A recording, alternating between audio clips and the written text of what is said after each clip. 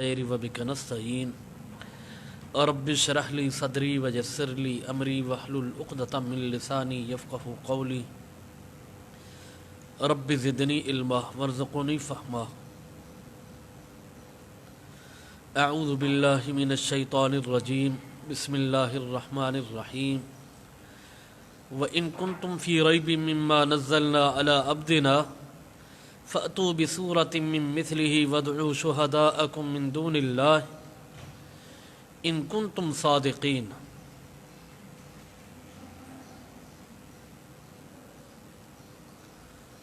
فَإِن لَّمْ تَفْعَلُوا وَلَن تَفْعَلُوا فَاتَّقُوا النَّارَ الَّتِي وَقُودُهَا النَّاسُ وَالْحِجَارَةُ أُعِدَّتْ لِلْكَافِرِينَ۔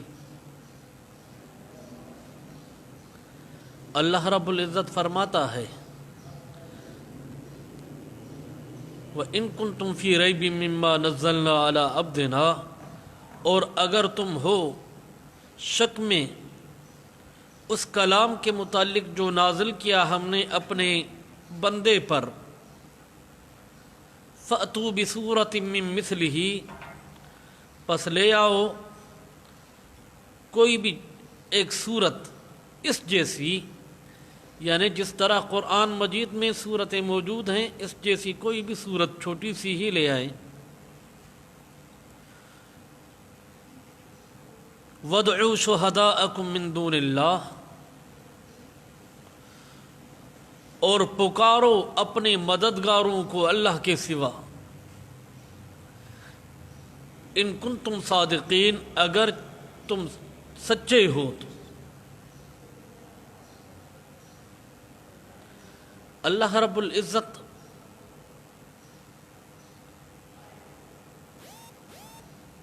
اس آیت مبارکہ میں اور اس سے آگے آنے والی آیت مبارکہ میں رسول اللہ صلی اللہ علیہ وسلم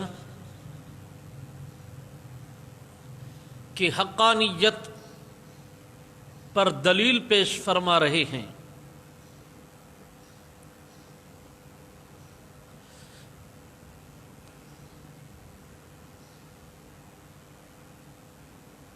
اور ایسے معجزے کو ذکر فرمایا ہے جو تا قیامت باقی رہے گا۔ جناب رسول اکرم صلی اللہ علیہ وسلم کے معجزے تو بہت سارے ہیں، جو قیامت تک باقی رہنے والے معجزے ہیں وہ دو ہیں، ایک قرآن مجید ہے اور دوسرا معجزہ جو قیامت تک باقی رہنے والا ہے، علامہ جلال الدین سیوطی رحمہ اللہ نے اپنی کتاب خصائص کبریٰ میں ذکر فرمایا ہے۔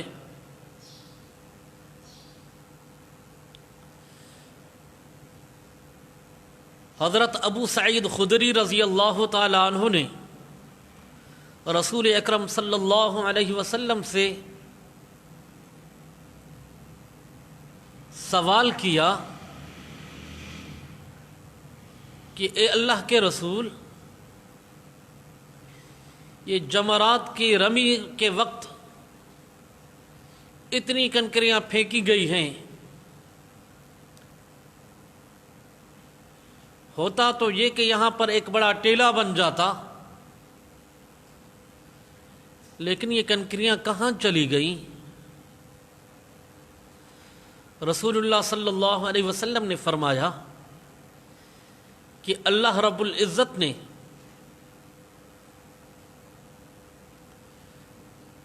فرشتے مقرر فرمائے ہیں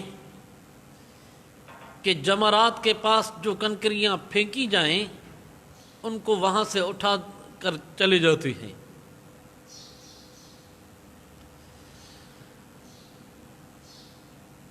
یہ ایک معجزہ ہے کہ اتنی کنکریاں پھینکی جاتی ہیں، رمی الجمار کیا جاتا ہے،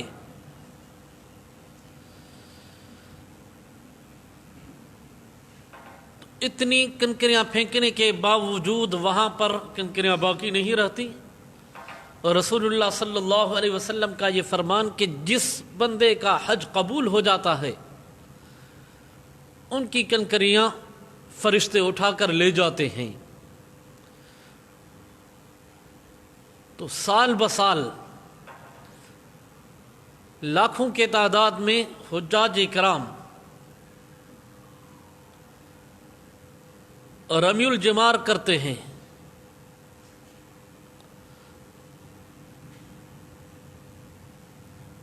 تو ہونا تو یہ چاہیے تھا کہ جمرہ چھپ جاتا اور بڑے ٹیلے بن جاتے، لیکن آج تک وہاں پر کوئی ٹیلا نہیں بنا،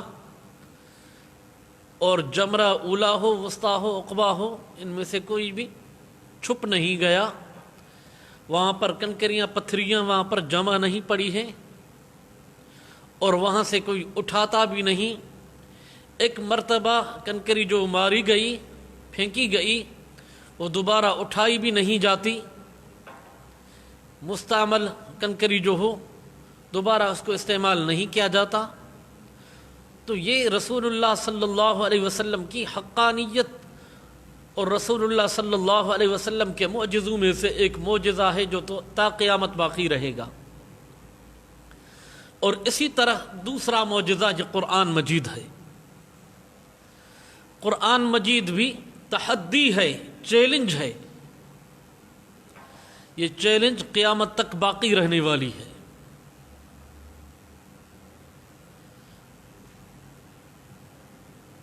رسول اللہ صلی اللہ علیہ وسلم پر جب قرآن مجید نازل ہوا، اللہ رب العزت نے قرآن کے منکرین کو 3 چیلنجیں دی ہیں. ایک چیلنج تو یہ تھی قُلْ إِنِ اجْتَمَعَتِ الْإِنسُ وَالْجِنُّ عَلَىٰ أَن يَأْتُوا بِمِثْلِ هَٰذَا الْقُرْآنِ لَا يَأْتُونَ بِمِثْلِهِ وَلَوْ كَانَ بَعْضُهُمْ لِبَعْضٍ ظَهِيرًا. یعنی اس جیسے قرآن، یعنی جس طرح یہ قرآن مجید ہے، اس جیسی اگر جمیع انسان اور جمیع جنات جمع ہو جائیں تو اس جیسا قرآن وہ نہیں لا سکتے. اور دوسری چیلنج اللہ رب العزت نے شک کرنے والوں کو، قرآن مجید کے منزل من السماء ہونے میں تردد کرنے والوں، انکار کرنے والوں کے متعلق دوسری چیلنج رسول اللہ صلی اللہ علیہ وسلم کے اوپر نازل کی گئی کتاب کے متعلق اللہ رب العزت نے دوسری چیلنج یہ دی کہ فَأْتُوا بِعَشَرِ سُوَرٍ مِثْلِهِ مُفْتَرَيَاتٍ وَادْعُوا مَنِ اسْتَطَعْتُم مِّن دُونِ اللَّهِ. یعنی 10 صورتیں لاؤ اس جیسی جو ہاتھ کی بنائی گئی ہو، اور غیر اللہ کو پکارو، جن کی تم طاقت رکھتے ہو ان کو پکارو. دوسری چیلنج یہ تھی. جب اس چیلنج کو بھی قبول کرنے میں منکرین قرآن عاجز ہو چکے تو پھر تیسری چیلنج اللہ رب العزت نے یہ دی فَأْتُوا بِسُورَةٍ مِّن مِثْلِهِ، بس لاؤ کوئی ایک صورت اس جیسی. یعنی سورتن سے مقصد یہ ہے کہ اگرچہ کوئی چھوٹی سی صورت کیوں نہ ہو، جس طرح صورت اخلاص ہے، صورت کوثر ہے وغیرہ، چھوٹی چھوٹی صورتیں ہیں، اتنی بھی کوئی نہیں لا سکا. باوجود اس بات کے کہ عرب قبائل میں بڑے فصحا بلغا رہتے تھے، کسی فصیح بلیغ کو یہ ہمت نہ ہو سکی کہ قرآن مجید کے مقابلے میں ایک چھوٹی سی صورت بھی لا سکیں.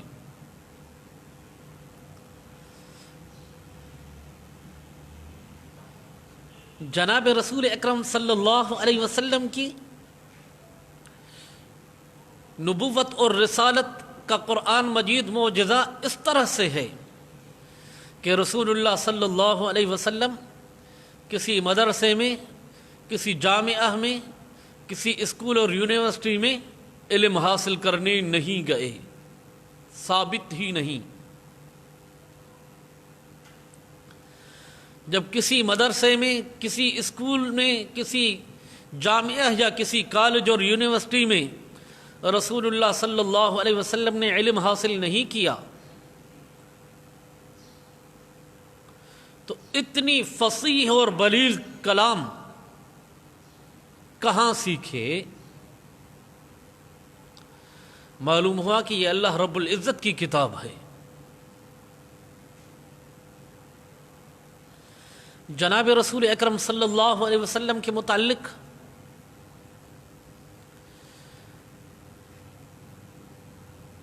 مکہ والے مختلف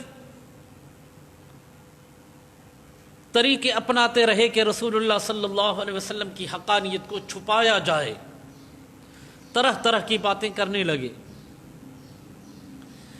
کسی نے کہا اس کے متعلق کہا جائے یہ شاعر ہے۔ ولید بن مغیرہ نے کہا ہاں اگر اس کے متعلق ہم شاعر کہیں گے تو ہماری بات درست نہیں ہوگی، کیونکہ ہم سب کو معلوم ہے کہ وہ شاعری کرتے نہیں، اور عرب قبائل میں شعر و شاعری کا رواج ہے۔ جب وہ آئیں گے لوگ ان کو دیکھیں گے، دیکھنے کے بعد جب محسوس کریں گے کہ یہ شاعری تو نہیں کر رہا تو ہمارا موقف کمزور ہو جائے گا۔ پھر کہنے لگے ٹھیک ہے، اب ان کے متعلق یہ مشہور کرتے ہیں کہ یہ کاہن ہے۔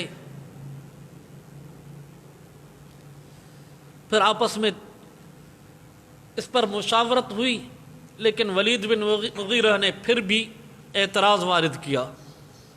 اعتراض یہ کیا کہ کوہانت سے ان کا دور کا بھی تعلق نہیں، اور اسی کہانت کے متعلق اہل عرب کو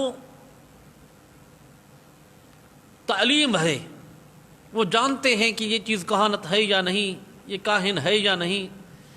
جب کوئی ان کے ساتھ آ کر ملے گا اور محسوس کرے گا کہ یہ کاہن نہیں تو پھر اس طرح بھی ہماری یہ کوشش ناکام ہو جائے گی، ہمارا موقف کمزور ہو جائے گا۔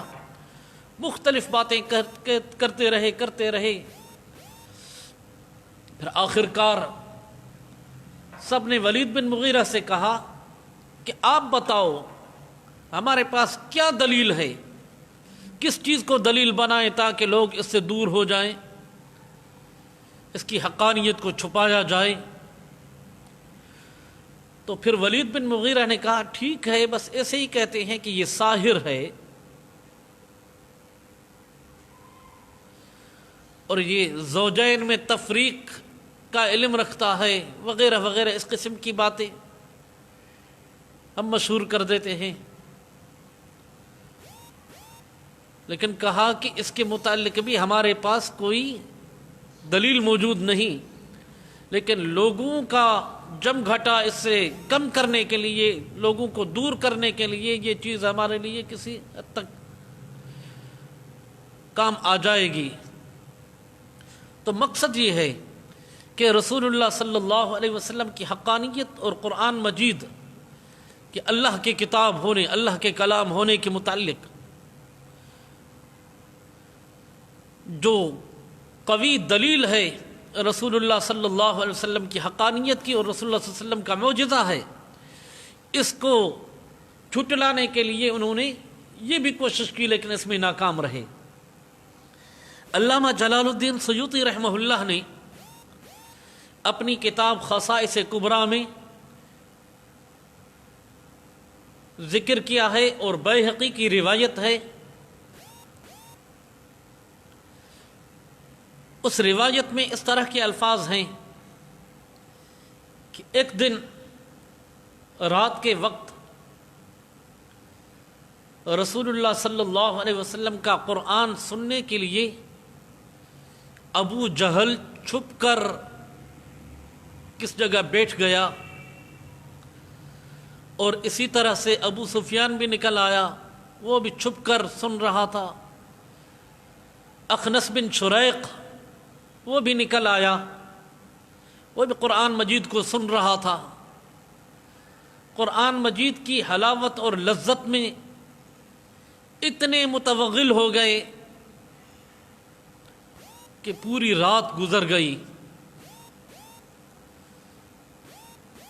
جب صبح کی روشنی شروع ہونے لگی تو یہ تینوں چلے گئے، کسی نے کسی کو بتایا نہیں تھا کہ میں قرآن مجید سننے جاؤں گا، ہر کوئی اپنے حساب سے نکل آیا۔ جب واپس اپنے گھروں کو جا رہے تھے تو راستے میں مل گئے، کہنے لگے تم کہاں تم کہاں تم کہاں؟ سب نے بتایا کہ میں تو اسی کام سے گیا تھا۔ پھر ایک دوسرے کو ملامت کرنے لگے، یار کچھ تو خیال کرو، اگر لوگوں کو پتہ چل گیا کہ یہ سردار قبائل یہ قرآن مجید سننے کے لیے گئے تھے تو تمام قبائل، تمام لوگ رسول اللہ صلی اللہ علیہ وسلم کی طرف متوجہ ہو جائیں گے۔ طے کیا کہ آئندہ نہیں کریں گے ایسا۔ اگلی رات بھی جب رات ہوئی تو ان کے دلوں میں یہ خیال آیا، ہر کوئی اپنی جگہ پر سوچا کہ چلو میں جاتا ہوں قرآن مجید سننے کے لیے۔ دوسرے نے بھی کہا میں جاتا ہوں، تیسرے نے کہا میں جاتا ہوں۔ ہر کوئی اپنے اپنے گھر سے نکلا، لیکن کسی نے کسی کو بتایا نہیں۔ رات بھر سنتے رہے قرآن مجید کو۔ قرآن مجید کی لذت اور حلاوت کی وجہ سے قرآن مجید کے سننے کو چھوڑنے کو دل ان کا نہیں چاہتا تھا۔ پوری رات گزر گئی، پھر جب روشنی کے آثار شروع ہوئے تو یہ چلنا شروع ہو گئے۔ پھر اسی دن بھی ان کی راستے میں ایک دوسرے سے ملاقات ہوئی، پھر ایک دوسرے کو ملامت کی، طے کیا کہ آئندہ نہیں جائیں گے۔ اگلی رات بھی وہی صورتحال ہوئی۔ قرآن مجید کی لذت، حلاوت ان کو اپنے گھروں کو چھوڑنے پر مجبور کر رہی تھی۔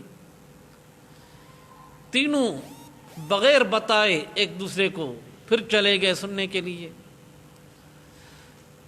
پھر جب قرآن مجید کو سنا، ساری رات گزر گئی، پھر اسی طرح سویرے نکلے وہاں سے، راستے میں پھر ملاقات ہو گئی، پھر ٹھیک ٹھاک ایک دوسرے کو برا بھلا کہا کہ تو ایسا تو ایسا تو ایسا۔ جب ایسی صورتحال ہوئی پھر انہوں نے پکا معاہدہ کیا کہ آئندہ کوئی بھی نہیں جائے گا ہم میں سے۔ پھر اخنس بن شریق حضرت ابو سفیان کے پاس گئے، کہنے لگے کہ بتاؤ قرآن مجید کے متعلق کیا رائے ہے تمہاری؟ تم نے بھی سنا ہے، میں نے بھی سنا ہے۔ تو حضرت ابو سفیان نے کہا کہ واقعتاً یہ اللہ کی سچی کتاب ہے، یہ کلام اللہ ہے، انسانی کلام نہیں ہے، اس میں ایک لذت اور حلاوت ہے۔ پھر وہاں سے نکلا، ابو جہل کے پاس گیا، ابو جہل سے پوچھا دے خبر قرآن مجید کے متعلق تمہاری کیا رائے ہے؟ کہنے لگا قرآن مجید واقعتاً اللہ کی سچی کتاب ہے، اس میں کوئی شک اور شبہ نہیں، یہ یقیناً اللہ کا کلام ہے۔ پھر کہنے لگا کس چیز نے مجبور کیا تمہیں اس کی مخالفت پر؟ پھر جواب میں اس نے کہا کہ بنو عبد مناف اور ہمارے درمیان مسابقہ چلتا رہتا ہے، ہماری کوشش ہوتی ہے کہ ہم ان سے آگے نکل جائیں، قائدانہ کردار ہمارا رہے، ایک دوسرے سے آگے نکلنے کی کوشش کرتے ہیں۔ اب مسئلہ یہ ہے کہ اگر ہم یہ چیز تسلیم کر لیں کہ واقعتاً یہ اللہ کا سچا رسول ہے اور یہ اللہ کا سچا کتاب ہے، کلام ہے، تو اس صورت میں یہ جو ہمارا سالہ سال گزر گئے، اتنا زمانہ گزر گیا، آپس میں جو ہماری مسابقت چل رہی ہے اس میں تو یہ ہم سے آگے نکل جائیں گے، قائدانہ کردار ان کا ہو جائے گا۔ بس اسی بنیاد پر میں ان کی مخالفت کرتا ہوں، نہیں تو فی نفسی ہی اللہ کا سچا کتاب ہے، اللہ کا سچا کلام ہے، اور محمد مصطفیٰ صلی اللہ علیہ وسلم اللہ کے سچے رسول ہیں۔ تو صورتحال یہ ہے کہ قرآن کی حقانیت ان کے سامنے بالکل واضح ہو چکی ہے، لیکن نہ ماننے کی وجہ ہوئی ہے لولا نزل ھذا القرآن علی رجل من القریتین عظیم، کس لیے نہیں نازل کیا گیا یہ قرآن مجید مکہ اور طائف کے سرداروں میں سے کسی سردار کے اوپر؟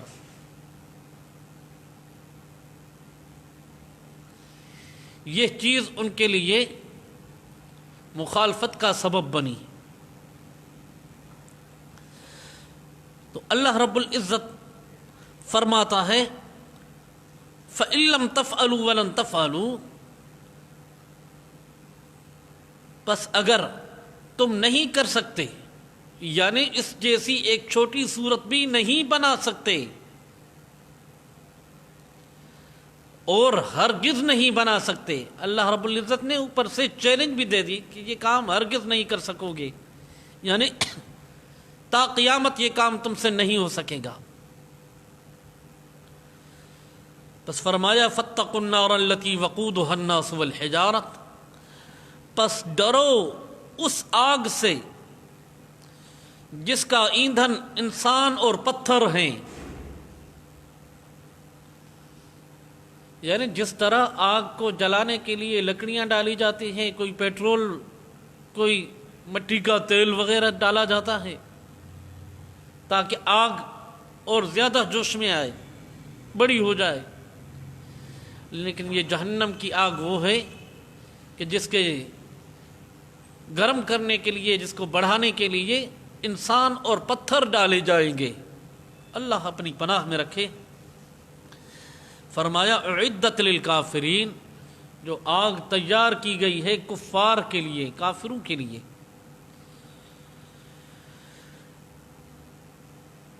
تو یہ اللہ رب العزت نے ان کو اوپر سے چیلنج دے دیا کہ اگر تم نہیں کر سکتے ہو تو ہرگز نہیں کر سکو گے، قیامت تک نہیں کر سکو گے، یعنی ایک چھوٹی صورت بھی نہیں لا سکو گے۔ بڑے بڑے فصاح گزرے ہیں، بلغاء گزرے ہیں، لیکن آج تک اس قرآن مجید کے مقابلے میں، قرآن مجید کی ایک چھوٹی سی صورت کے مقابلے میں کوئی صورت نہیں لا سکا ہے۔ اور یہ تحدی، یہ چیلنج روز قیامت تک باقی ہے۔ تو میں نے جس طرح آغاز میں عرض کیا کہ یہ دو معجزے ہیں جو قیامت تک باقی رہنے والے ہیں رسول اللہ صلی اللہ علیہ وسلم کے۔ ویسے تو بہت سارے معجزے تھے، لیکن یہ دو معجزے ہمیشہ باقی رہیں گے۔ اور اسی طرح سے قرآن مجید کو اللہ رب العزت نے وہ شرف اور مقام عطا فرمایا کہ قرآن مجید اس امت کے سینوں میں محفوظ ہے۔ دوسری کتابیں وہ اوراق میں محفوظ ہوا کرتی تھی، لیکن قرآن مجید سینوں میں محفوظ ہے۔ کہنے والے نے کہا نہو اسلام کیوں غالب دنیا بھر کے دینوں میں، وہاں مذہب کتابوں میں، یہاں قرآن سینوں میں۔ چونکہ قرآن مجید سینوں میں محفوظ ہے، اس لیے یہ اسلام دنیا بھر کے دینوں میں ممتاز حیثیت رکھتا ہے۔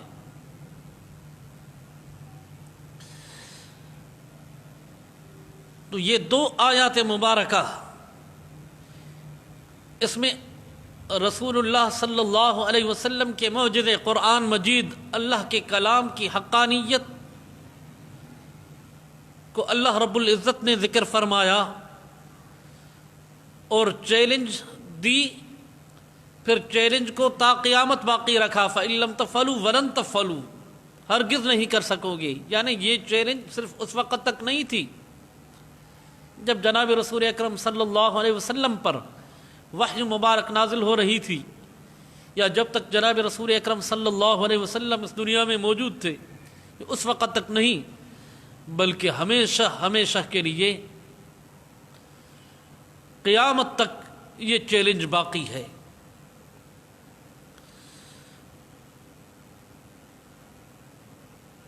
وَبَشِّرِ الَّذِينَ آمَنُوا وَعَمِلُوا الصَّالِحَاتِ أَنَّ لَهُمْ جَنَّاتٍ تَجْرِي مِن تَحْتِهَا الْأَنْهَارُ كُلَّمَا رُزِقُوا مِنْهَا مِن ثَمَرَةٍ رِزْقًا قَالُوا هَذَا الَّذِي رُزِقْنَا مِن قَبْلُ وَأُتُوا بِهِ مُتَشَابِهًا وَلَهُمْ فِيهَا أَزْوَاجٌ مُطَهَّرَةٌ وَهُمْ فِيهَا خَالِدُونَ. اللہ رب العزت فرماتا ہے اور خوشخبری دو ان لوگوں کو جو ایمان لائے اور اچھے کام کرتے ہیں. کس چیز کی خوشخبری؟ ان لہم جنات، بے شک ان کے لیے باغات ہیں جو چلتی ہیں ان کے نیچے سے نہریں. یعنی باغات کے نیچے سے نہریں چلتی ہیں. نیچے کا مقصد یہ نہیں کہ زمین کے اندر چل رہی ہے، زمین کے اندر معلوم نہیں ہمارے نیچے بھی کتنی ساری نہریں چل رہی ہوں گی، لیکن اس کا کوئی بظاہر فائدہ نہیں. تحتها الانہار کا مقصد یہ ہے کہ زمین کے اوپر والے حصے پر وہ چل رہی ہے. جو ان کا بہنا اور منظر بہیج، پر رونق منظر، جس کو دیکھ کر دلوں کو سرور حاصل ہو کہ یہ کس طرح نہریں بہہ رہی ہیں، موجیں ہیں ان میں، وغیرہ وغیرہ. تو تحت کا مقصد یہ نہیں کہ اس کے نیچے اندر، بلکہ اوپر والے حصے پر، لیکن زمین کی سطح سے ذرا نیچے. جس طرح ہمارے یہاں سندھو دریا چل رہا ہے جس کے ہم کنارے پر بیٹھے ہوئے ہیں، تو وہ زمین کی سطح سے ذرا نیچے ہے. تو تحت کا مقصد یہ نہیں کہ یعنی زمین کے اندر اوپر زمین کا تہ ہو اور اسی کے اندر سے نیچے سے چل رہی ہو، تو اس کا کوئی فائدہ، کوئی مقصد حاصل نہیں ہوتا. ہاں، فائدہ اور مقصد تب حاصل ہوگا جب وہ منظر ہماری نظر میں ہوگا. تو اللہ رب العزت نے فرمایا کہ بے شک ان کے لیے باغات ہیں جو چلتی ہیں ان کے نیچے سے نہریں. کلما رزقوا منہا من ثمرۃ رزقا، جب بھی دیے جائیں گے ان باغات میں سے کوئی بھی پھل کھانے کو، قالوا هذا الذي رزقنا من قبل، کہیں گے یہ وہی ہے جو دیا گیا تھا ہمیں پہلے. وَأُتُوا بِهِ مُتَشَابِهًا، اور دیے جائیں گے اس کے ساتھ ایک جیسے ہی، یعنی وہ پھل ایک جیسے ہی دیے جائیں گے.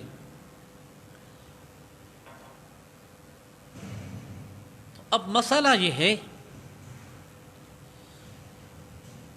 کہ آیا ان کی صورت ایک جیسی ہوگی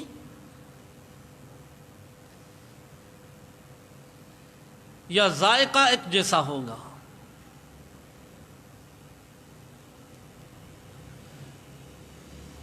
اس میں بعض علماء کی رائے یہ ہے کہ صورت سب کی ایک جیسی ہوگی لیکن ذائقے مختلف ہوں گے. اور بعض علماء کی رائے یہ ہے جو پھل دنیا میں ہوتے ہیں شکل صورت ان جیسی ہوگی لیکن ذائقہ مختلف ہوگا. اصل کمال تو یہ ہے کہ صورت تو پیاز کی ہو اور ذائقہ اس میں آم کا ہو، اگر سامنے پیاز رکھا جائے اور اسے کہا جائے کہ یہ پیاز دیکھے گا، یار یہ تو پیاز آ گیا، پھر جب اٹھا کر کھائے تو محسوس ہے یار یہ تو ذائقہ تو اس کو آم والا ہے۔ تو یہی چیز ہے کہ شکل و صورت کے اعتبار سے تو ایک جیسے ہوں گے، لیکن ان کے ذائقے مختلف ہوں گے۔ اور دنیا کا پھل تو وہ ہے کہ کچھ وقت کے لیے ہے، پھر وہ ختم ہو جاتا ہے، موسم تبدیل ہو گئی، وہ پھل چلا گیا۔ موسم آم کی وہ گزر گئی، پھر آم ختم ہو گیا۔ موسم کھجور کی، تازہ کھجور کی، وہ موسم گزر گئی تو بازاروں سے ناپید ہو جائے گی۔ یا اسی طرح کسی دوسرے پھل کی، ویسے کھجور تو باقی رہنے والی چیزیں کافی وقت تک وہ مدت تک باقی رہتی ہے، لیکن اس کے علاوہ دوسرے پھل، نارنگی ہو گئی یا کوئی اور چیزیں، خربوزہ، تربوزہ یا کیلا، یہ اس موسم کے ساتھ خاص ہوتے ہیں۔ جب موسم گزر جاتی ہے تو پھر وہ چیزیں ناپید ہو جاتی ہیں۔ اللہ رب العزت آگے ایک دوسرا انعام ذکر فرما رہا ہے، وَلَهُمْ فِيهَا أَزْوَاجٌ مُطَهَّرَةٌ وَهُمْ فِيهَا خَالِدُونَ، اور ان کے لیے اس باغات میں، ان جنتوں میں، ازواج مطہرۃ، پاکیزہ بیویاں ہوں گی۔ پاکیزہ بیویوں سے مقصد کیا ہے؟ یعنی جو دنیا میں لڑنے والی ہوتی ہیں اس قسم کی نہیں ہوں گی۔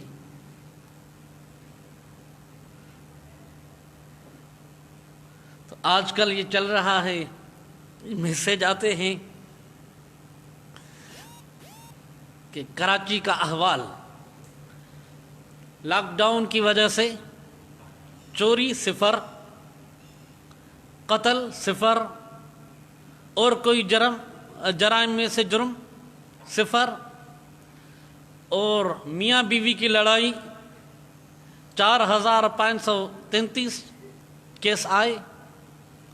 کیا کہ یعنی میاں بیوی جب ایک ساتھ بیٹھے ہیں، گھروں میں بند بیٹھے ہیں، تو اب ان کے معاملات تھانوں پر آ رہے ہیں۔ یہ تو انہوں نے بطور مزاح کے لکھا ہے، لیکن فی نفسہ ہی جو میاں بیوی کی لڑائی وغیرہ ہوتی ہے دنیا میں، وہ جنت میں نہیں ہوگی۔ اور پاکیزہ ہوں گی، یعنی جو بھی قذرات ہیں، گندگیاں، ان سب سے پاکیزہ ہوں گی۔ حیض، نفاس یا اس کے علاوہ دوسری جو بھی گندگیاں ہیں، ان سب سے وہ جنت والی بیوی پاک صاف ہوگی۔ وَهُمْ فِيهَا خَالِدُونَ، اللہ رب العزت نے اس انعام کو دائمی بیان فرمایا، وہم، حالانکہ وہ اس میں ہمیشہ رہیں گے۔ یعنی مومن جو ایمان لاتے ہیں اور عمل صالح کرتے ہیں، وہ باغات میں ہمیشہ رہیں گے۔ یعنی اس چیز کا خوف خطرہ نہیں ہوگا کہ شاید یہ میری نعمت مجھ سے چھین لی جائے، یہ جو پھل وغیرہ مل رہے ہیں جنت میں یہ مجھ سے چھین لے جائیں، اس چیز کا کوئی خوف نہیں، خطرہ نہیں ہوگا۔ تو اللہ رب العزت اس آیت مبارکہ میں اس خوشخبری کو بیان فرمایا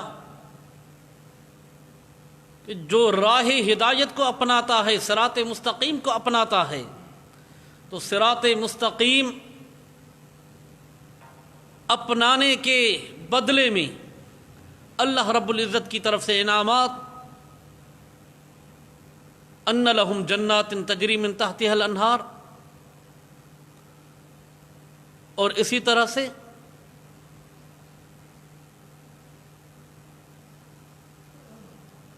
پھل فروٹ، اسی طرح سے ازواج مطہرات،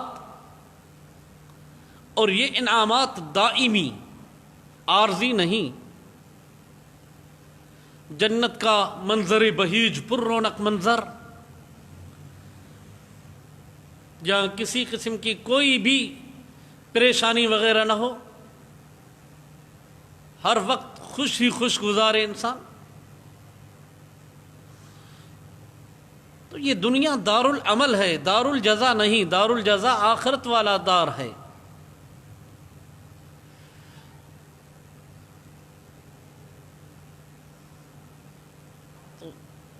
لوگوں کا، بعض لوگوں کا نظریہ سوچ یہی ہوتی ہے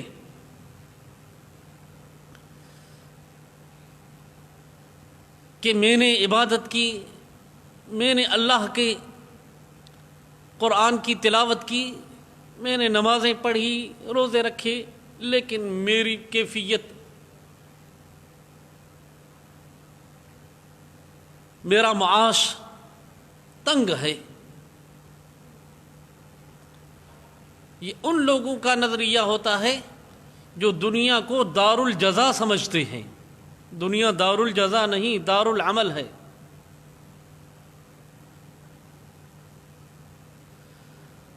رسول اللہ صلی اللہ علیہ وسلم نے بھی دنیا میں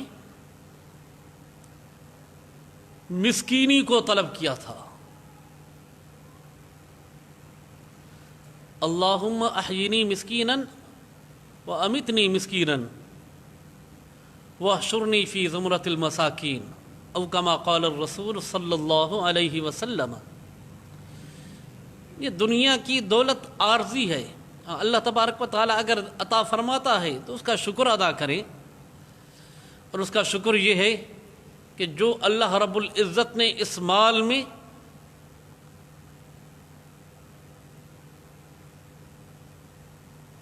اللہ کے ان بندوں کے لیے جو قسم پرسی کی حالت میں گزارتے ہیں، جو فقراء ہیں، مساکین ہیں، ان کے لیے اس کا حصہ جو اللہ رب العزت نے مقرر کیا ہے وہ ادا کرے. مثلاً زکوٰۃ جمی مال میں سے 40واں حصہ، یہ اللہ رب العزت کی طرف سے یہ جو دنیا میں کچھ اسباب دولت عطا فرمائے ہیں، تو یہ بھی امتحان کے طور پر اللہ رب العزت اپنے بندوں سے امتحان لیتا ہے. دو طرح کا، کبھی مال دے کر، کبھی مال چھین کر. مال عطا کر کے امتحان اس طرح ہوگا کہ آیا یہ جب میں نے اس کو مال عطا کیا ہے، یہ مال میری راہ میں خرچ کرتا ہے، میری رضا کی خاطر خرچ کرتا ہے، جو میں نے اس کو راہ بتلائی ہے اسی مطابق خرچ کرتا ہے، یا اس مال کے اوپر شجاع اقرا بن کے بیٹھ جاتا ہے.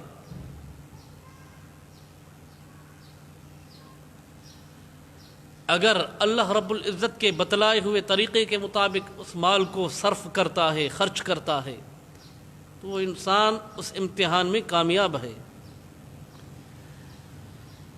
اگر اللہ رب العزت کے بتلائے ہوئے طریقے سے ہٹ کر خرچ کرتا ہے، کہتا ہے کہ یہ میرا مال ہے، میری مرضی چلے گی، تو اس صورت میں وہ اس امتحان میں ناکام ہو گیا. اور مال نہ دے کر بھی اللہ رب العزت امتحان لیتا ہے. وہ مال نہ دے کر امتحان لینا وہ اس طرح ہے کہ یہ میرا بندہ صبر کرتا ہے یا جزا فضا کرتا ہے. اگر صبر کرتا ہے تو امتحان میں کامیاب ہے، اگر جزا فضا کرتا ہے تو امتحان میں ناکام ہے. اللہ تعالیٰ آزمائش اور امتحان سے بچائے.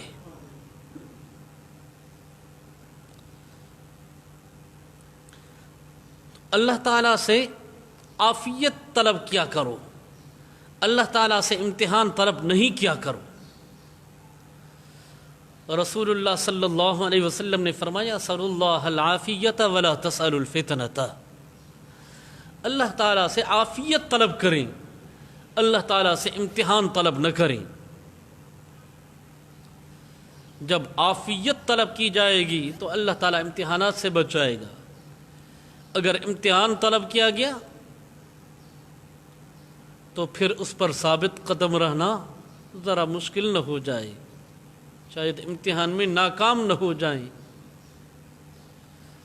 ہاں اگر امتحان آ جائے تو پھر اس صورت میں ثابت قدم رہنے کی تلقین ہے، لیکن امتحان اللہ تعالیٰ سے مانگا نہیں جائے.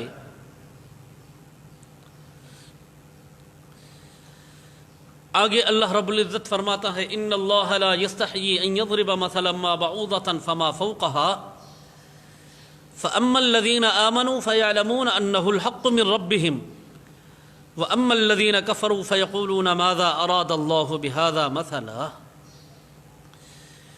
یضل به کثیرا ویہدی به کثیرا وما یضل به الا الفاسقین. بے شک اللہ رب العزت نہیں شرماتا اس بات سے کہ بیان فرمائے کوئی بھی مثال، بعوضۃً مچھر کا مثال، فما فوقہا یا کوئی ایسی مثال جو اس مچھر سے بھی بڑھ کر ہو، یعنی ذلت اور رسوائی میں وہ مثال مچھر سے بھی بڑھ کر ہو.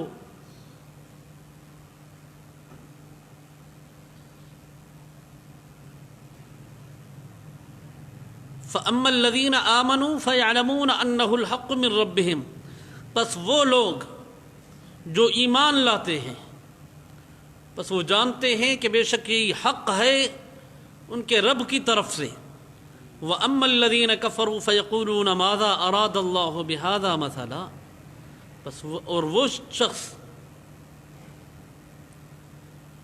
جو کفر کرتے ہیں بس وہ کہتے ہیں کہ ماذا اراد اللہ بہذا مثلا، کیا ارادہ فرماتا ہے اللہ رب العزت ان مثالوں سے، یعنی یہ مثال اللہ رب العزت کیوں بیان فرماتا ہے اس چھوٹی سی مثال کو. اللہ رب العزت فرماتا ہے یضل به کثیرا ویہدی به کثیرا، گمراہ ہوتے ہیں اس کے ذریعے سے بہت سارے اور ہدایت پاتے ہیں اس کے ذریعے سے بہت سارے.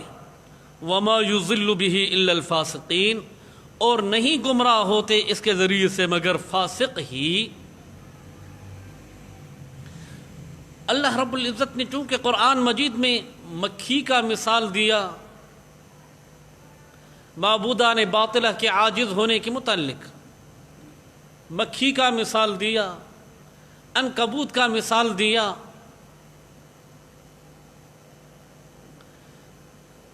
یعنی مکھی کا مثال اس طرح کہ مکھی اگر کوئی چیز ان سے چھین لے تو اسے وہ واپس لینے کی صلاحیت نہیں رکھتے.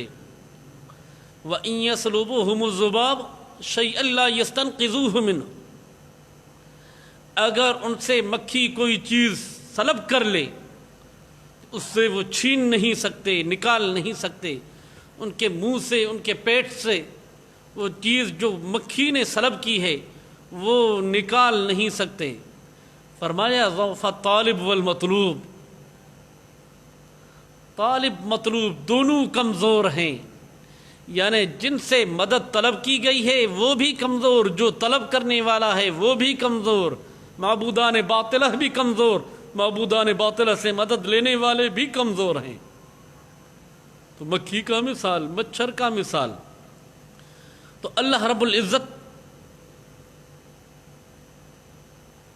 ایسے لوگوں کے متعلق فرماتا ہے جب وہ اعتراض کرتے ہیں کہ اللہ کی اتنی بڑی ذات جس نے پوری دنیا کو قائم کیا، یہ پہاڑ بنائے، یہ آسمان زمین بنائے، یہ شجر اور حجر، یہ جمادات، یہ نباتات، یہ حیوانات، سب چیزوں کو اللہ رب العزت نے پیدا کیا، اتنی بڑی ذات ہو کر اس مکھی کا مثال اللہ تعالیٰ دیتا ہے، مچھر کا مثال دیتا ہے. یہ اعتراض ان کی طرف سے تھا، یعنی اللہ تعالیٰ کی ذات کے لیے یہ مناسب نہیں کہ ان چھوٹی سی چیزوں کا مثال ذکر فرمائے. تو اللہ رب العزت نے یہ جو مثالیں ذکر فرمائی ہیں، اصل مسئلہ یہ ہے کہ مثال دینے والے اور مثال کی مطابقت ہونا، مماثلت ہونا ضروری نہیں. اصل مماثلت ممثل لہو کی ہوتی ہے مثال کے ساتھ. مثال دینے والے کی مثال کے ساتھ مماثلت ہونا یہ عقل کے خلاف ہے۔ ہاں، ممثل لہو اور مثال کی مماثلت ہونا،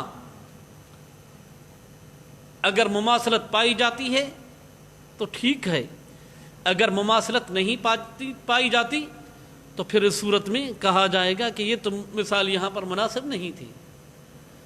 تو انہوں نے اعتراض اللہ رب العزت پر یہ کیا ہے کہ اللہ رب العزت نے یہ مثال کیوں دیا؟ اللہ رب العزت ان کے اس اعتراض کا جواب ذکر فرما رہا ہے، ان اللہ لا یستحی ان یضرب مثلا ما بعوضۃ فما فوقها، بے شک اللہ رب العزت نہیں شرماتا اس بات سے کہ بیان فرمائے کوئی بھی مثال مچھر کی یا مچھر سے بھی کوئی ذلت اور رسوائی میں زیادہ بڑھ کر چیز کیوں نہ ہو۔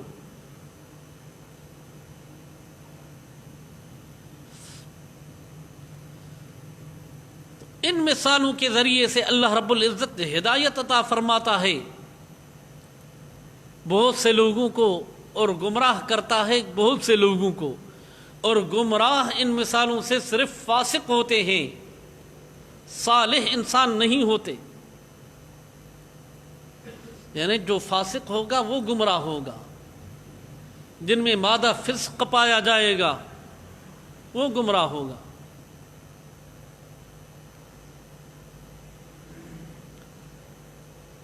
آگے فرمایا اللہ رب العزت نے، الذین ینقضون عہد اللہ من بعد میثاقہ ویقطعون ما امر اللہ به ان یوصل ویفسدون فی الارض اولئک هم الخاسرون، وہ فاسق لوگ جو توڑتے ہیں اللہ کے معاہدوں کو انہیں مضبوط کرنے کے بعد، یعنی معاہدے کو پختہ کرنے مضبوط کرنے کے بعد ان معاہدے کو توڑتے ہیں جو لوگ، وہ فاسق ہیں۔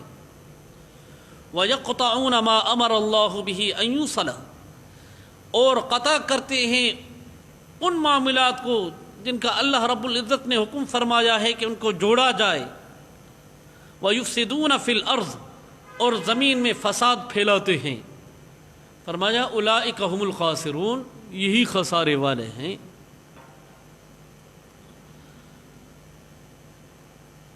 تو فاسق ہی گمراہ ہوتا ہے، یعنی جس کو ہدایت ملی وہ گمراہ نہیں ہوگا ان مثالوں سے۔ جس میں پہلے ہی فسق موجود ہے وہ اپنے فسق پر پھر ڈٹ جاتا ہے کہ یہ مثالیں۔ تو جس طرح میں نے عرض کیا کہ ممثل لہو اور مثال میں مماثلت لازمی ہے، مثال دینے والے اور مثال میں مماثلت یہ عقل کے خلاف ہے۔ یعنی ایسا نہیں کہ اللہ رب العزت کی ذات جتنی بڑی ہے تو مثال بھی اتنا ہی بڑا ذکر فرمائے، یہ نہیں۔ ہاں، جس چیز کے متعلق مثال دیا اللہ رب العزت نے اس چیز کے مناسب مثال ہے یا نہیں دیکھا، اس چیز کو جائے گا۔ ہاں، اس چیز سے کوئی گمراہ ہوتا ہے تو وہ اپنے عقل کے ذریعے سے اندھا ہے، عقل کا اندھا ہی اس بات سے گمراہ ہوگا۔ باشعور انسان اس چیز سے گمراہ نہیں ہوگا۔ تو اللہ رب العزت نے اس چیز کی وضاحت فرما دی، وما یضل به الا الفاسقین، اور نہیں گمراہ ہوتے اس مگر فاسق ہی، یعنی ان مثالوں وغیرہ سے۔ تو فاسقین کی وضاحت اللہ رب العزت نے اسی آیت مبارکہ میں فرمائی کہ وہ فاسق کون ہیں؟ جو اللہ سے معاہدہ کرنے کے بعد ان معاہدوں کو مضبوط بھی بناتے ہیں، مضبوط بنانے کے بعد ان معاہدوں کو توڑتے ہیں، جو وہ فاسق ہیں۔ اور وہ لوگ فاسق ہیں جو کاٹتے ہیں اس چیز کو جس کے اللہ رب العزت نے حکم فرمایا کہ اس کو جوڑا جائے، اس کو کاٹتے ہیں تو وہ فاسق ہیں۔ اور زمین کے اندر فساد پھیلاتے ہیں جو لوگ، وہی فاسق ہیں۔ فرمایا اولئک هم الخاسرون، وہی خسارے والے ہیں۔ خسارہ کس اعتبار سے؟ یعنی دنیا کے اندر وہ اس چیز کے لیے بھیجے گئے ہیں کہ اللہ رب العزت کی عبادت کریں. ما خلقت الجن والانس الا لیعبدون. میں نے جنات اور انسانوں کو صرف اپنی عبادت کے لیے پیدا کیا ہے. تو میں نے اس کی وضاحت شروع میں کی تھی کہ عبادت کے اندر کون سی چیزیں آ رہی ہیں. اللہ کے زمین پر اللہ کے نظام کو نافذ کرنا یہ اللہ کی عبادت ہے. شریعت کے نفاذ کے لیے جد و جہد کرنا یہ اللہ کی عبادت ہے. قرآن مجید کا نظام نافذ کرنا اللہ کی عبادت ہے. تو ہمارے وطن عزیز میں جو ہمارے اکابر ہمارے علماء جد و جہد کر رہے ہیں اس زمین پر اللہ کے نظام کے نفاذ کے لیے، پارلیمنٹ میں پہنچے ہوئے ہیں،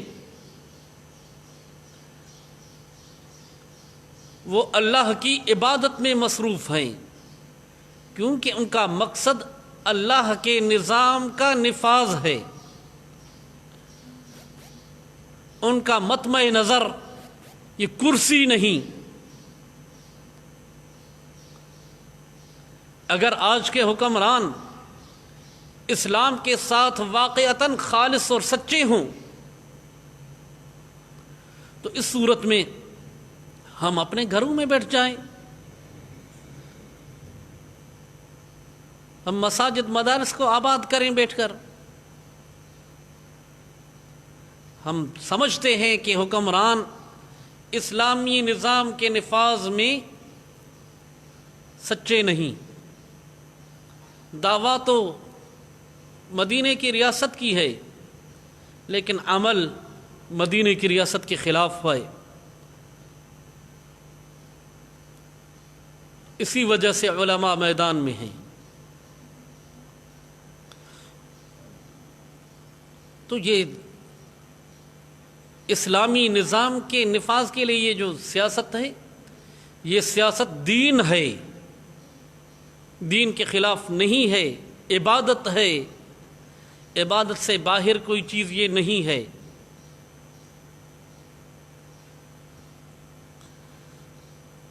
ایک ہوتا ہے مذہب، دوسرا ہوتا ہے دین.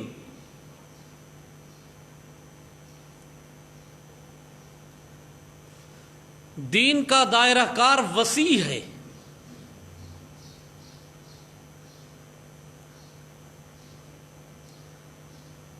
مذہب کا دائرہ کار عقائد تک رہے گا،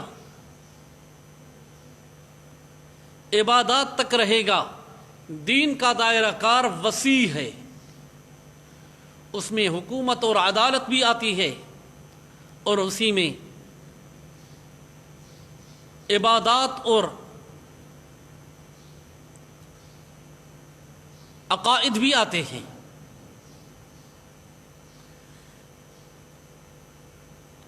تو آج کل جو علماء یہ میدان میں ہیں، میدان عمل میں موجود ہیں، اسلامی نظام کے نفاذ کے لیے ووٹ کے ذریعے سے اسلامی نظام نافذ کرنا چاہتے ہیں، وہ عبادت میں مصروف ہیں. اچھا، کیف تکفرون باللہ وکنتم امواتا فاحیاکم ثم یمیتکم ثم یحییکم ثم الیہ ترجعون. کیف تکفرون باللہ، کیسے کفر کرو گے تم اللہ سے؟ یعنی اللہ کے ذات کا انکار کس طرح کرو گے؟ صورتحال یہ ہے کہ کنتم امواتن، تم مردہ تھے، کچھ بھی نہیں تھے. فاحیاکم، پس تمہیں زندہ کیا اللہ رب العزت نے. ماں کے پیٹ میں نطفے کی صورت میں ماں کے رحم میں محفوظ رکھا، مختلف کیفیتوں سے متغیر ہوتے ہوتے انسانی صورت ملی. اور اس دنیا میں آئے، یہ سب اللہ رب العزت کی اس تربیت کے ذریعے سے۔ تمہارے کھانے پینے کا انتظام تمہارے بطن مادر میں اللہ رب العزت نے کیا، اور بطن مادر سے جب کھانے پینے کا سلسلہ منقطع ہوا، ناڑا کٹ چکا، تو پھر اللہ رب العزت نے تمہارے لیے 2 نہریں جاری کر دی۔ جب وہاں سے تمہارا رزق مکمل ہو چکا، پھر پورے عالم میں تمہارے رزق کو پھیلا دیا کہ یہاں سے کھاؤ، وہاں سے کھاؤ، یہ کھاؤ، وہ کھاؤ۔ تو اللہ رب العزت فرماتا ہے کیف تکفرون باللہ، کس طرح کفر کرو گے تم اللہ کی ذات کا؟ وکنتم امواتا فاحیاکم، حالانکہ تم مردہ تھے پس تمہیں زندہ کیا، ثم یمیتکم، پھر تمہیں مارے گا۔ یعنی یہاں پر ثم آیا، ثم تراخی کے لیے ہے۔ کنتم امواتا فاحیاکم، مردہ تھے تم بس تمہیں زندہ کیا، فا تعقیب مع الوصل کے لیے آتی ہے اور ثم تراخی کے لیے آتی ہے، یعنی جو زندگی تمہاری لکھی ہوئی ہے، جو عمر اجل تمہارا لکھا ہوا ہے، جو رزق تمہارا لکھا ہوا ہے، وہ عمر اجل مکمل کر کے، رزق مکمل کر کے، جب وہ وقت تمہارا آ گیا اس دنیا کو چھوڑنے کا، ثم یمیتکم، یہ تراخی، پھر تمہیں مارے گا، ثم یحییکم، پھر ایک زمانہ قبر میں رہنا ہے، اس کے بعد جب میدان حشر قائم ہوگا، ثم یحییکم، پھر تمہیں زندہ کرے گا۔ یعنی تم پاؤڈر بن جاؤ گے، مٹی کے ذروں کے ساتھ مل جاؤ گے، معلوم نہیں ہوگا کہ یہ تمہارا جسم ہے یا مٹی ہے۔ پھر ان ذرات کو ایک جگہ جمع کر کے تمہیں انسان بنا دے گا، زندہ کرے گا وہ اللہ رب العزت۔ ثم الیہ ترجعون، پھر اس کی طرف لٹائے جاؤ گے تم۔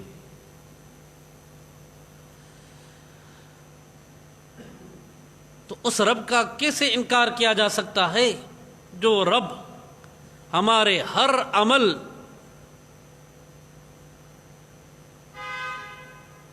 میں ہمارا انتظام فرماتا ہے، ہمارے کھانے پینے کا انتظام، ہمیں زندگی اس نے بخشی، ہمارے اوپر موت وہی لائے گا، پھر زندہ وہی کرے گا، پھر اسی کی طرف لوٹائے جائیں گے۔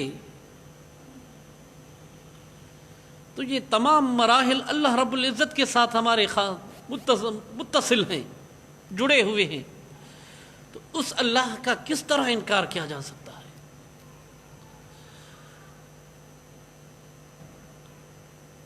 اس چیز کا انکار کرنے والا وہ فاسق ہوگا، وہ خسارے والا ہوگا۔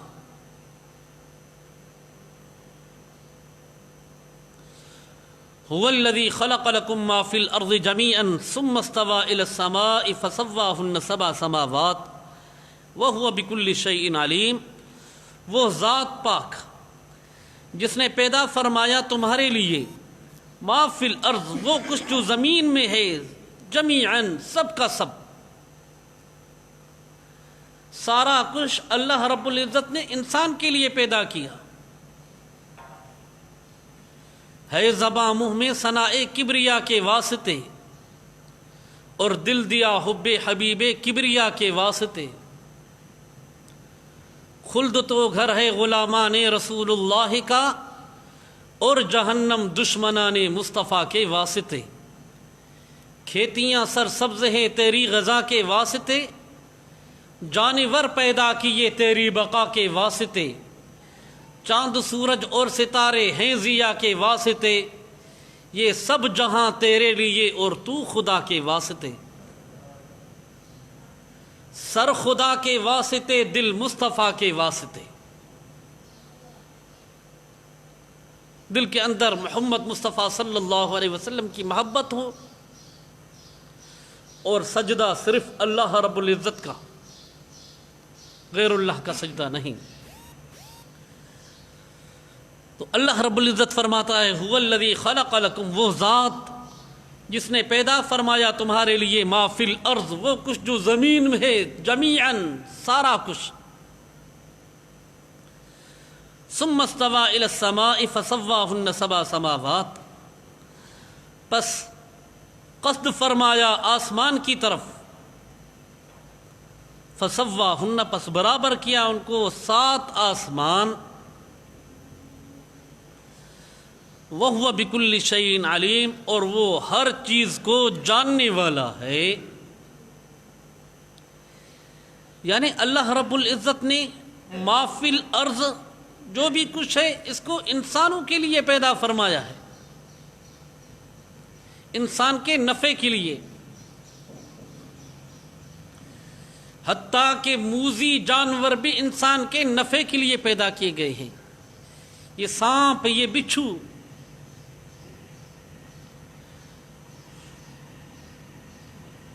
جو بظاہر ہیں ہی نقصان دہ چیزیں، لیکن اللہ رب العزت نے ان سانپ اور بچھوؤں میں بھی انسان کے لیے نفع رکھا ہے۔ وہ کیا؟ وہ گرمی کو جذب کرتے ہیں۔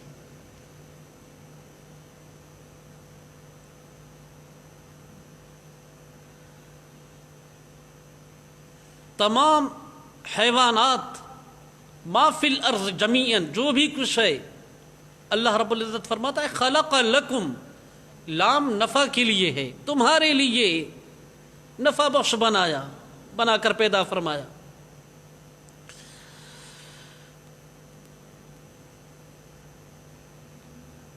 تو پھر استوا کا معنی برابر ہونا آتی ہے، لیکن اس جگہ پر استوا بمعنی قصد کی ہے۔ پھر قصد فرمایا آسمانوں کی طرف، آسمان کی طرف، فسواہن سبع سماوات، پس برابر کیا ان کو 7 آسمان، جن 7 آسمانوں کا تذکرہ معراج والی حدیث میں آتا ہے کہ جناب رسول اکرم صلی اللہ علیہ وسلم پہلے آسمان کے دروازے پر پہنچے، جبریل امین کے ساتھ دروازہ کھٹکھٹایا گیا، پوچھا گیا کون؟ بتایا گیا جبریل۔ کہا ہل مما کا، کیا آپ کے ساتھ کوئی اور بھی ہے؟ جواب ملا وہی محمد صلی اللہ علیہ وسلم، وغیرہ وغیرہ۔ یہ تفصیل کے ساتھ جو حدیث ہے اس میں پہلا آسمان، دوسرا آسمان، تیسرا آسمان، چوتھا، پانچواں، چھٹا، ساتواں، پھر عرش عظیم۔ تو یہ 7 آسمانوں کو اللہ رب العزت نے پیدا فرمایا، اور فرماتا ہے وَهُوَ بِكُلِّ شَيْءٍ عَلِيمٌ، اور وہ اللہ رب العزت ہر چیز کو جانتا ہے۔ یعنی سمندروں کی گہرائی میں جو چھوٹی سی چیز موجود ہے اللہ رب العزت کے علم میں ہے، وہ پہاڑوں کے غاروں میں چھوٹی سی چونٹی ہے، اس کے رزق کا انتظام اللہ رب العزت ان پہاڑوں کے غاروں میں فرماتا ہے۔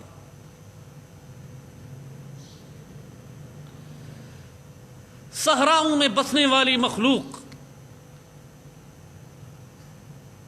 ان کے رزق، ان کے پانی کا انتظام اللہ رب العزت خود فرماتا ہے۔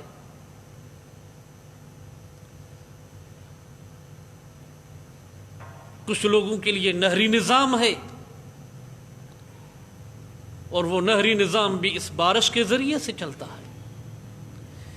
کچھ لوگوں کے پاس نہری نظام تو نہیں، صحرائی علاقہ ہے، نہر نہیں جاتی وہاں پر، لیکن بارشوں کے ذریعے سے ان کے لیے، ان کے جانوروں کے لیے کھانے پینے کا انتظام ہوتا ہے۔ یہ اللہ رب العزت کا نظام ہے، یہ انسان کے نفع کے لیے اللہ رب العزت نے ان سب چیزوں کو پیدا فرمایا ہے۔ لیکن انسان کو چاہیے کہ اپنے رب کو راضی کرے، انسان اپنی زندگی اللہ کے رضا میں صرف کرے، گزارے، اللہ کے ناراضگی والے کام نہ کرے جن کے ذریعے سے اللہ تعالیٰ غضب میں آ جائے، اللہ تعالیٰ کی ذات غصے میں آ جائے۔ اپنے لیے انسان ایسا سامان تیار نہ کرے اللہ تعالی ہم سب سے راضی ہو جائے، اللہ تعالی ہم سب کو عمل کی توفیق عطا فرمائے، اور اس قرآن مجید کے ذریعے سے اللہ رب العزت ہم سب کی رہنمائی کے لیے ہمیں توفیق عطا فرمائے۔ وآخر دعوانا ان الحمد للہ رب العالمین۔ الحمد للہ رب العالمین والعاقبۃ للمتقین والصلاة والسلام علی سید المرسلین محمد وآلہ وصحبہ اجمعین۔ یا رب صل وسلم دائما کثیرا ابدا علی حبیبک خیر الخلق کلہم هو الحبیب الذی ترجى شفاعته لكل هول من الاحوال مقتحم۔ اللهم وفقنا لما تحب وترضى واجعل آخرتنا خيرا من الأولى۔ یا اللہ یا رحمن یا رحیم یا حی یا قیوم برحمتک نستغیث۔ اللهم انک عفو کریم تحب العفو فاعف عنا یا غفور یا غفور یا غفور۔ اللهم فاطر السماوات والارض انت ولینا فی الدنیا والآخرہ توفنا مسلمین والحقنا بالصالحین غیر خزایا ولا مفتونین غیر خزایا ولا نادمین۔ ربنا ظلمنا انفسنا وان لم تغفر لنا وترحمنا لنكونن من الخاسرین۔ اللهم انصرنا فانك خير الناصرين، اللهم احفظنا فانك خير الحافظين، اللهم نجنا من القوم الظالمين، اللهم انا نجعلك في نحورهم ونعوذ بك من شرورهم۔ یا اللہ ہماری کوتاہیوں کو معاف فرما، یا اللہ ہمارے حال پر رحم فرما، یا اللہ ہمارے وطن عزیز کی حفاظت فرما، یا اللہ وطن عزیز کو اندرونی بیرونی خطرات سے محفوظ فرما، یا اللہ مساجد مدارس کی حفاظت فرما، خانقاہوں کی حفاظت فرما، وطن عزیز کے چپے چپے کی حفاظت فرما، پوری امت مسلمہ کی حفاظت فرما، خصوصاً قائد ملت اسلامیہ، قائد اسلامی انقلاب حضرت مولانا فضل الرحمن صاحب کی حفاظت فرما، اور تمام علماء صلحاء کی حفاظت فرما، طلباء کی حفاظت فرما، اہلیان وطن کی حفاظت فرما، محبان وطن کی حفاظت فرما۔ یا اللہ ہم سب کے حال پر رحم فرما، یا اللہ ہم سب سے راضی ہو جا، یا اللہ ہم سب سے راضی ہو جا، ہماری ٹوٹی پھوٹی اس کاوش کو قبول فرما، یا اللہ ہماری اس ٹوٹی پھوٹی کاوش کو قبول فرما، یا اللہ ہماری اس ٹوٹی پھوٹی کاوش کو قبول فرما، یا اللہ ہم سب سے راضی ہو جا، راضی ہو جا، راضی ہو جا۔ یا اللہ اپنے گھروں کو نمازیوں سے آباد فرما، یا اللہ آج وہ زمانہ آ چکا ہے کہ تیرے گھر میں داخل ہونا جرم بن چکا ہے، یا اللہ رحم فرما، کرم فرما، کرم فرما، رحم فرما، یا اللہ ہم سب سے راضی ہو جا۔ یا اللہ اس کرونا نامی وبا سے پوری انسانیت کی حفاظت فرما، یا اللہ ہم سب کی ہدایت اور ہم سب کی اصلاح کا کوئی ذریعہ بنا، کوئی سبب بنا، یا اللہ ہم سب سے راضی ہو جا۔ ربنا تقبل منا انک انت السمیع العلیم وتب علینا انک انت التواب الرحیم، وصلی اللہ تعالی علی خیر خلقہ محمد وآلہ وصحبہ اجمعین برحمتک یا ارحم الراحمین۔